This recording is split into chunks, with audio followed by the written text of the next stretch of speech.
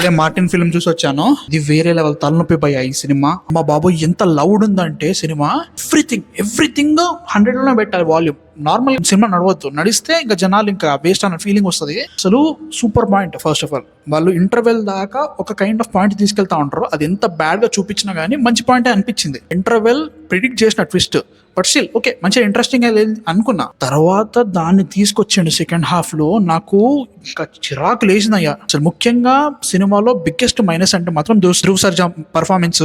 అసలు నార్మల్ గా మాట్లాడరు, చుట్టుపక్కల ఉన్న వాళ్ళైనా జరంత నార్మల్ గా మాట్లాడినా కానీ ధ్రువ్ సర్జా మాత్రం ఏదో మాట్లాడతాడు, ఒక వేరే డిసిబుల్ అనే మాట్లాడుతూ ఉంటాడు అనమాట. అసలు అది చూసినంత సేపు కూడా అసలు ఏంట్రా అని ఫీలింగ్ వచ్చింది.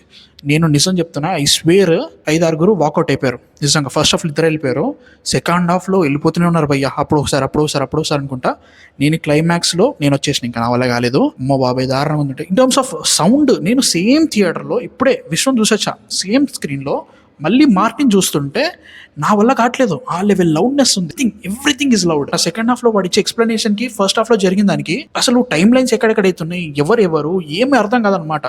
మార్టిన్ అనే క్యారెక్టర్ మనకి ఏంటి అని చెప్పిన తర్వాత అసలు సినిమా వేరే లెవెల్ ఓవర్ డ్రైవ్ మోడ్లోకి వెళ్ళిపోతుంది. అండ్ గట్టిగా చెప్తా, కేజీఎఫ్ ఇన్ఫ్లుయెన్స్ సినిమా మీద ఎంత గట్టిగా ఉందంటే ఎవ్రీ సింగిల్ థింగ్ మనకు అర్థమైపోతుంది. ఓకే మనం కేజీఎఫ్ లో ఇది జరిగింది కాబట్టి ఇది సక్సెస్ఫుల్ అయింది కాబట్టి we'll try to make that అని ఫీలింగ్ లో తీసిండు తప్ప అసలు వర్కౌట్ కాలేదు. జస్ట్ ఒక మోటివ్ అంటూ ఏది లేదు. కస్టమ్స్ ఆఫీసర్ పర్ఫార్మెన్స్ ఒకటి ఉంటుంది, 2 minutes కంటిన్యూస్ డైలాగ్ ఉంటుంది అనమాట. అది చూస్తున్నంత సేపు ఏంట్రా కనీసం నార్మల్ గా మాట్లాడంటారా బాబా అనే ఫీలింగ్ వచ్చింది అనమాట. ఎవ్రీథింగ్ లౌడ్ ఉంది. హీరోయిన్ క్యారెక్టర్ అయితే మాత్రం అసలు ఎంత క్లూలెస్ ఉందంటే అసలు చూస్తున్నంత సేపు ఏం రాతిది మరి ఇంత రోతగా రాయాలా అనే ఫీలింగ్ అయితే గ్యారంటీగా వచ్చింది. రవి బాసులు అనుకుంటే మ్యూజిక్ అమ్మ బాబాయ్ లౌడ్ వేరే లెవెల్ అయ్యా నిజంగా. ఫస్ట్ టైం నేను ఇప్పటి వరకు ఒక థియేటర్ లో లౌడ్నెస్ మీద కంప్లైంట్ చేయడం. సినిమాలో పాజిటివ్స్ ఏమున్నాయంటే మాత్రం సినిమాటోగ్రఫీ కొంచెం బాగుంది, అంటే లైక్ వాళ్ళు స్కేల్ పెట్టిరని తెలుస్తుంది. బట్ ఎడిటింగ్ దాన్ని కైమా వేసేసింది. ఏవేవో వస్తాయి షాట్లు, డ్రోన్ షాట్లు వస్తాయి, అది కదులుతూ ఉంటుంది. ఖచ్చితంగా ఏదో మూమెంట్ కంపల్సరీ ఉండాలి ఫ్రేమ్లో, లేకపోతే ఇక మనసు పట్టదనే ఫీలింగ్లో తీసిండు సినిమాని. అదొకటి అనుకున్నా కానీ మ్యూజిక్ పెద్ద రాడ్డు. అండ్ ఆల్సో సీజీఐ అయితే మాత్రం వేరే లెవెల్ రాడ్ భయ్య, తెలుస్తూ ఉంటుంది ప్రతి దాంట్లో. క్లైమాక్స్ సీన్ అయితే మాత్రం లిటరల్గా ప్లేట్లు పెట్టారా అనే ఫీలింగ్ వస్తుంది అనమాట. నో ప్రాబ్లం, అక్కడైనా okay, as long as story బాగుండి ఆ స్టోరీ నువ్వు బాగా చెప్తే ఐ హ్యావ్ నో కంప్లైంట్స్.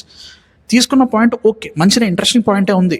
ఆ పాయింట్ని నువ్వు చూపించిన విధానం మాత్రం అమ్మ బాబాయ్ rod, no doubt this is a rod. Cinema half పాయింట్లో నాకు తలనొప్పి స్టార్ట్ అయింది. అమ్మ బాబాయ్ నా వల్ల కాదు భయ్యా, ఇది సిచ్యువేషన్. నేను ఇంకేమీ చెప్పాను, ఇది సిచ్యువేషన్ అనమాట. ఇంకా జిగిరా ఉంది అండ్ జనక అయితే కనుక 2 సినిమాలు ఉన్నాయి. సో ప్లీజ్ సబ్స్క్రైబ్ చేసుకొని రెడీగా ఉండండి, అవి కూడా వస్తున్నాయి అనమాట. So yeah guys, that's man fiction signing off.